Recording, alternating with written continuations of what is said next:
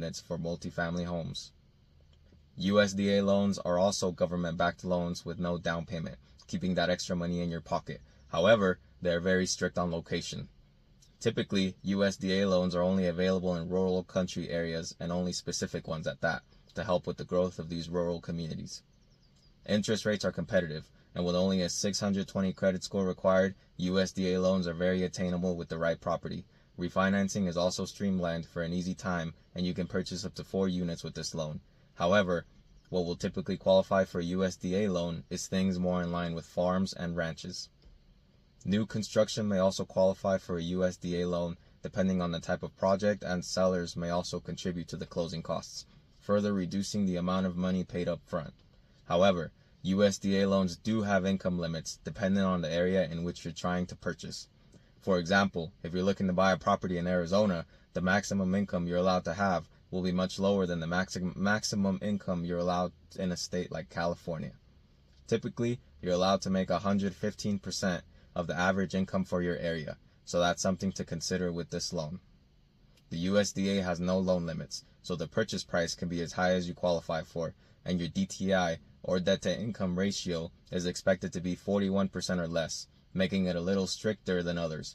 However, with zero money down, it becomes a very desirable choice. Another more obscure loan type is an owner finance loan, which just means there is no bank involved, no middleman. The seller essentially becomes the bank, loaning you the money which you pay back to them directly. These loans are easier to qualify for since it is contingent on the seller's wishes and the terms are much more flexible. Basically, this loan is customizable to the requirements that you and the seller agree to. Everything is much more easily negotiated, such as down payment, interest, and repayment schedule.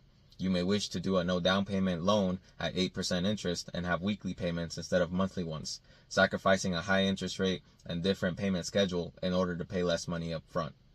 Closing will be much faster since you're dealing with the seller directly, and closing costs will be lower as there are a lot less fees involved in this kind of loan.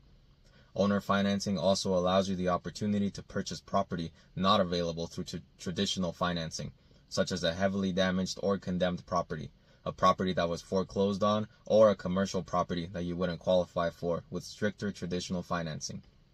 The downside to owner financing is that property is usually set at a higher purchase price in order to make up the less strict requirements.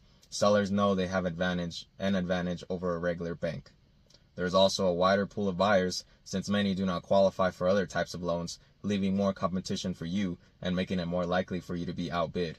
Some benefits for the sellers on top of these are that they may hold the title to the property until the loan is paid off by the buyer, adding an